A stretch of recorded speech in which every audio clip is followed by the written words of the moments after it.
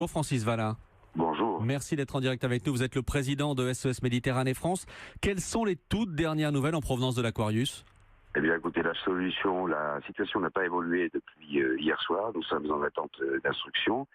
Et comme nous sommes une organisation citoyenne, évidemment, on va respecter jusqu'au bout les autorités, étant entendu que, vu les femmes enceintes qui sont à bord, les enfants dont vous parlez, un certain nombre de personnes qui sont quand même pas en très bon état, même si notre antenne médicale fait ce qu'il faut, que la situation est pourtant sous contrôle, il va bien falloir trouver une solution dans les 24 ou 48 heures maximum qui viennent. Qui est responsable de la situation ? C'est l'Italie, c'est Malte, c'est l'Europe tout entière ?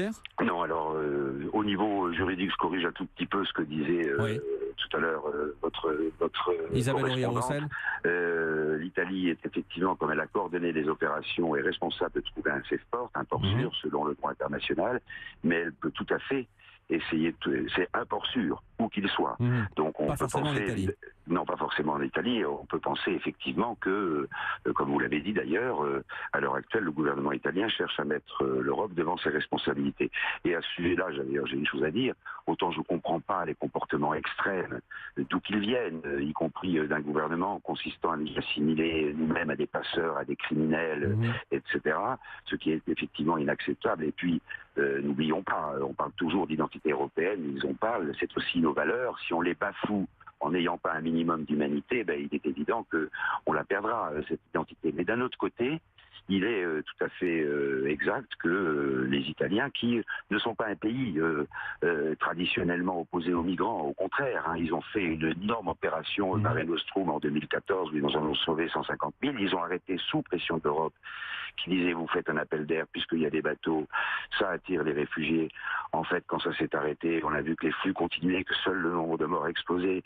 Donc du coup, l'Europe a mis en place des forces qui s'appellent Triton, qui s'appellent Sophia, des forces navales, je veux dire, qui sont insuffisantes. Et c'est pour ça que nous sommes là, nous travaillons avec eux, à côté d'eux, et en bonne intelligence d'ailleurs. Mais là, pardon Francis Valin, mais là le ministre de l'Intérieur qui dit on ne veut plus de l'Aquarius. Dans le même temps, plusieurs villes italiennes ont dit qu'elles étaient prêtes à vous accueillir. Est-ce que vous pourriez faire route vers ces villes-là, vers ces ports-là, ou est-ce que par exemple vous pourriez décider de venir en France ?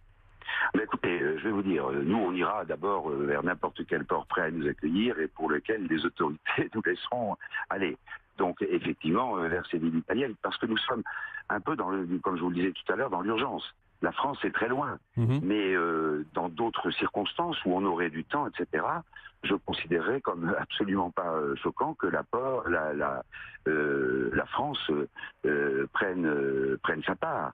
Et si on était dans des circonstances différentes, ça nous est arrivé il y a une quinzaine de jours, où là on était moins dans l'urgence, j'avais alerté les autorités françaises sur le fait que je n'excluais pas qu'en l'absence de toute solution, et puisque nous avons nos sauveteurs sont français, puisque notre siège SOS Méditerranée France est à Marseille, etc., je n'excluais pas, à un moment donné, s'il le fallait, donner l'instruction d'aller vers un port français. Oui. On va suivre la situation de l'Aquarius dans les heures qui viennent. Merci Francis Valin d'avoir été en direct avec nous. Je rappelle que vous êtes le président de SOS Méditerranée France.